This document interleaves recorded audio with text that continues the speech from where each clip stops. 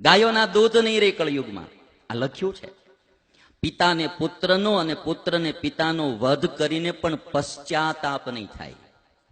પેલા પિતાને પુત્ર કોઈ દી ઊંચા અવાજે બોલાવી નહોતો શકતો, અને આજે તો આજ તમે ઘણી ઘટનાઓ એવી, હજી તો તમને હું આ વાત કહું ને કે કળિયુગના 4,32,000 વર્ષ હોય ને, એમાંથી હજી 5,000 વર્ષ ગયા છે. હજી 4,27,000 તો હજી તો કળિયુગની શરૂઆત છે. કળિયુગની હજી શરૂઆત છે. ત્યાં તમને એની ઝાંખી થાય.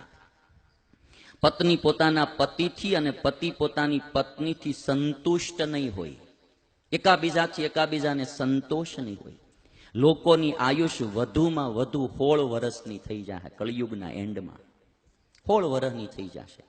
ભાગવતમાં બી લખ્યું 12મા સ્કંદના એન્ડમાં મનુષ્યની આયુષ 20 થી 30 વર્ષની રહી જશે. મહાભારત તો લખે 16 વર્ષની થઈ જશે.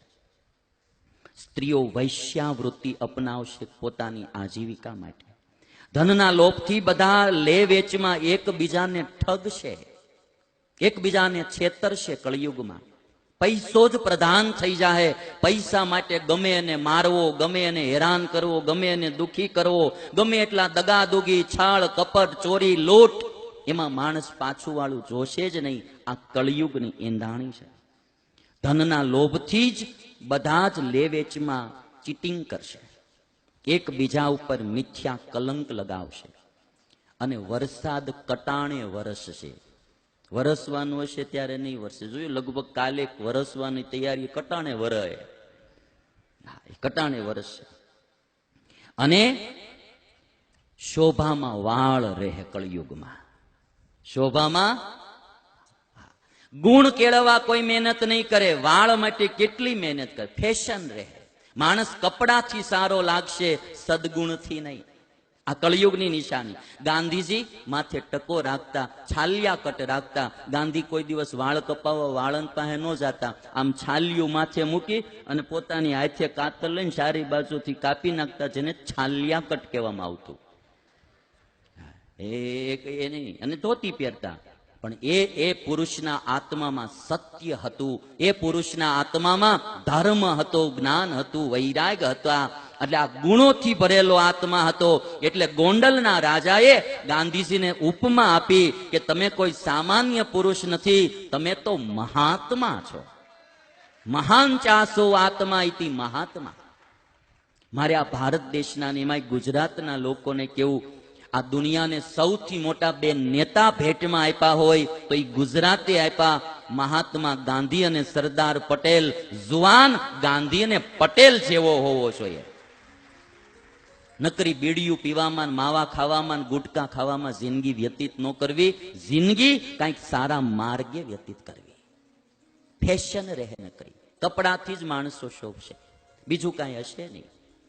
એક ભાઈ કહેતા હતા કે હું હમણાં મારા મિત્રના લગ્નમાં ગયો તો, તે બધા જ બહેનો, આજે આવલું નોટબંધી થઈ ને એ સમયે, બરોબર નોટબંધી થઈ ને, કે બધા જ બહેનો લાજ કાઢીને હતા. એટલે મને એમ થયું કે મારું કેવું મર્યાદાનું જતન થયું. પછી ખબર પડી કે મેકઅપ કરવાના પૈસા નહોતા.